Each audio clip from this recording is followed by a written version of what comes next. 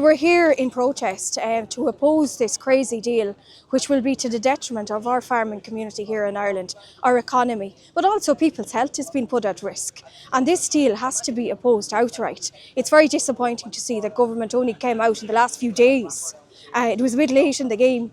I know I've been raising this issue for the last number of years in the Dáil Chamber. I'm very, very concerned about farming livelihoods. The agri-food sector creates so much jobs. And here in the Midlands, it really is a very important part of our economy, as it is throughout the country. So we need to ensure that a strong message of opposition is sent here from Athlone to Brussels. And that's why I'm here in solidarity with the farming community this morning. Fantastic. You have an inside scoop, I suppose, in the Dáil. What is how are Fianna Fáil, Fine Gael treating this Mercosur trade deal? It seems like they sat on the fence for a long time.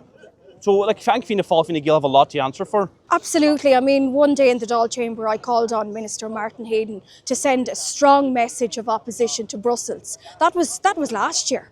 And he didn't do that. I mean, there was no sense of urgency. The government have not acted with urgency on a very, very important issue, which is going to endanger livelihoods, endanger jobs. I'm here, as I say, as a rural TD. I'm an independent from County Offaly. I'm here to support the farming community and the agri-food sector and our businesses and our economy. And I think that needs to be protected and safeguarded. Government need to wake up here because they're putting a lot at stake.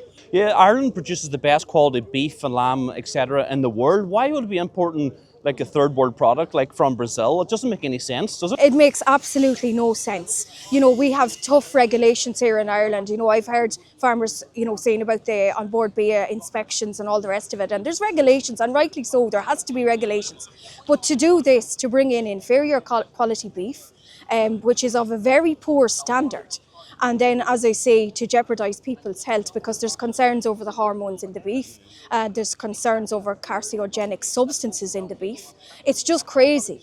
So I think a strong opposition, a message of strong opposition has to be sent. Government have to wake up. They must listen to the Irish people. They're disconnected. They're not listening to what the Irish people are saying. And it was very, very late in the day, and in my mind, too late in the day when they decided to oppose. This land has whispered prayers of the Gaels for 1,000 years.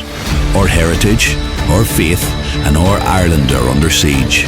Be part of something that will protect our Celtic soul from erasure. Join our brand new gold membership today by clicking the link in our bio. We must protect and reclaim it for God, for Era, and for our children who will pray here tomorrow. Erin Go Bragh.